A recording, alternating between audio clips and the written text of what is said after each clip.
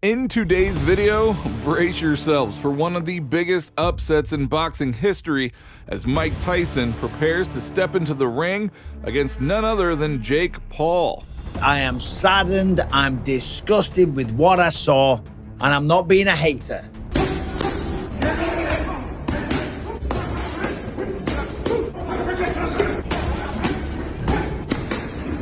Also in this video, Sean Strickland has issued a chilling warning to Ryan Garcia, shaking up the world of MMA with his, well, unfiltered opinions. Meanwhile, Conor McGregor's comeback plans have sent shockwaves throughout the fighting community.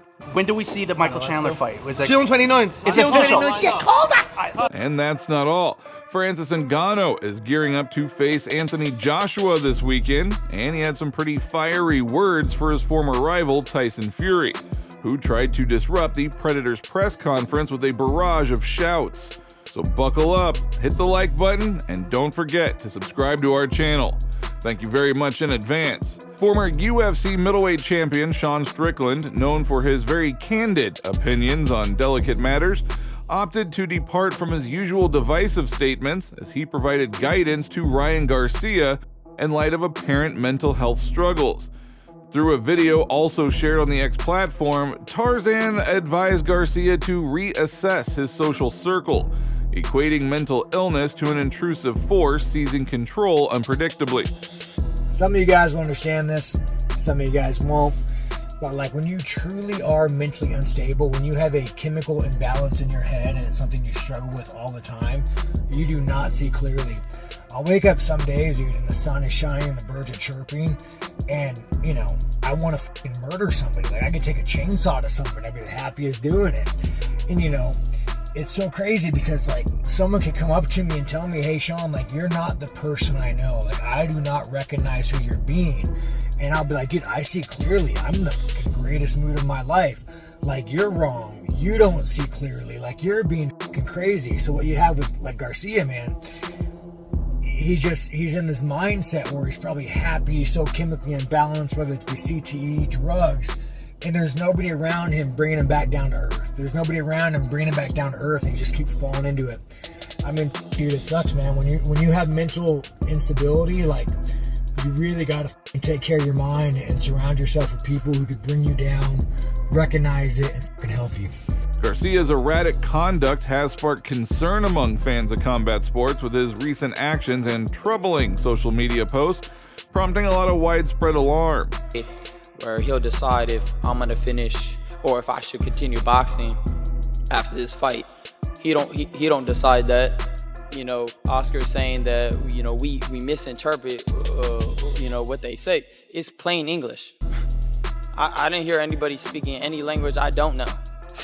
So, you know, it's very clear to me that, you know, they're backing this guy to beat me just like they thought Duno was going to beat me. He was the next Filipino star. They saying he's the next Mexican star.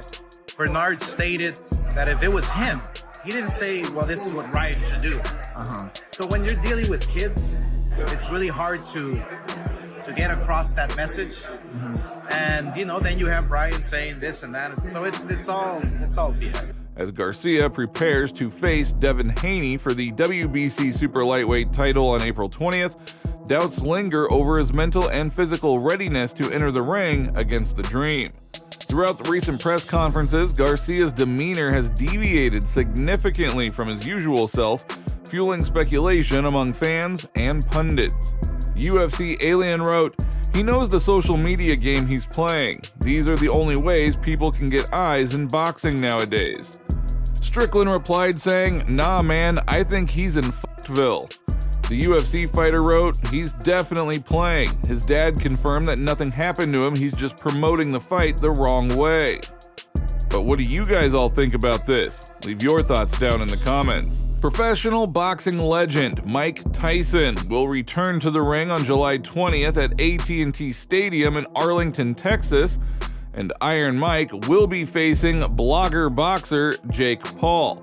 The fight will be the main event of the boxing evening, which will be taking place at AT&T Stadium in Arlington, Texas, and this fight has already been made official. Netflix made the announcement on social media and also said that the card will be streamed for subscribers on their platform, which is now making major strides in the world of sports streaming and entertainment. Jake Paul versus Mike Tyson is a once-in-a-lifetime dream fight, and I expect it to be the most popular boxing event in modern boxing history, Paul said in an official press release. Tyson, who will be 58 years old at the time of the fight, last appeared in the ring in November of 2020. His exhibition bout with Roy Jones Jr. ended in a draw.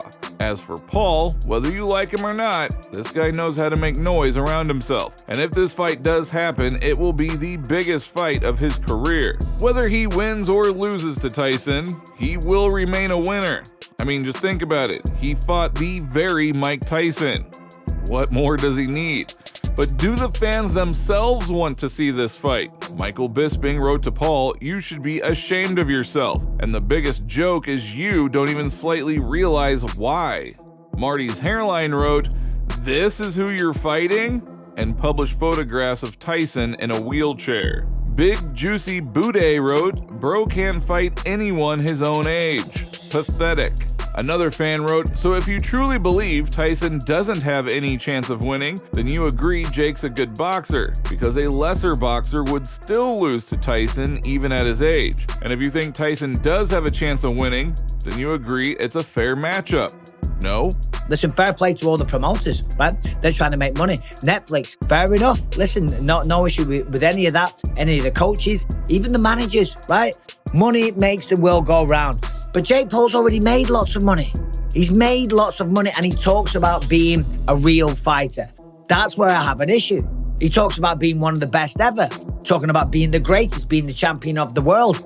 He's a laughingstock. And then it's on Netflix as well, so everyone can watch it. The viewership that we'll get, it'll probably be the most viewed boxing match live in history. And I'm saying all of this right off the top, so maybe my hype is over the top, I don't know, but we all know how many people have Netflix. It's going to be so accessible, and therefore the views will be insane. So it will be interesting to see what happens. But hey, what do you guys all think about it? Leave your thoughts down in the comments. Now, Francis Ngannou, who will be sharing the ring with Anthony Joshua this weekend, has now responded to his former rival Tyson Fury, who tried to disrupt the Predator's press conference in Riyadh with shouts from the audience. Get your job done and you'll get another hiding next time, but properly this time, Dosser. You're going to split in the octagon again, and I'm going to wipe the ring with I'll beat you in the ring, I'll beat you in the octagon as well, you useless bum. You wipe the ring with your ass. There was the blood in the ring. It's sticking in your pants.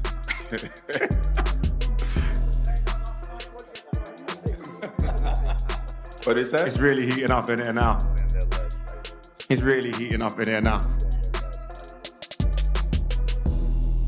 Francis is going to give you a chance to respond. I'm going to ask you the next question.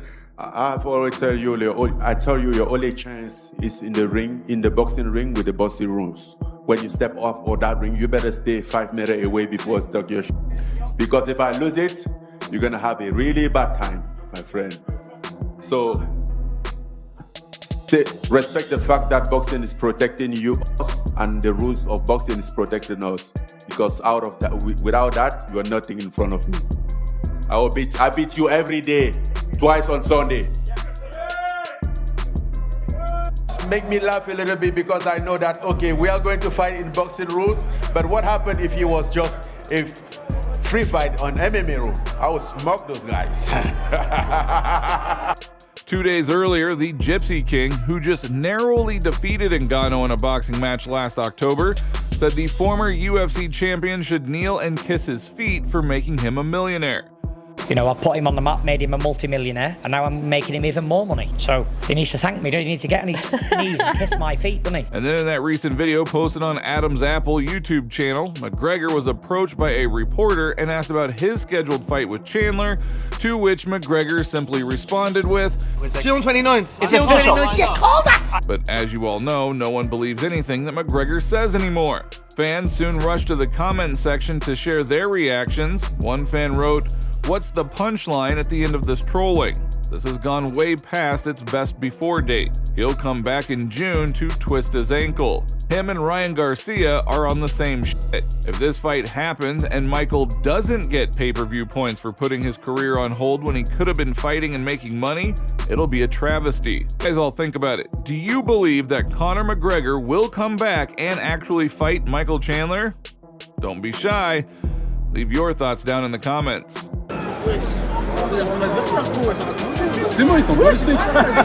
On dirait il est mélancolique. Ouais. Et wesh, il est autiste. Tellement tout le monde. Tellement frère.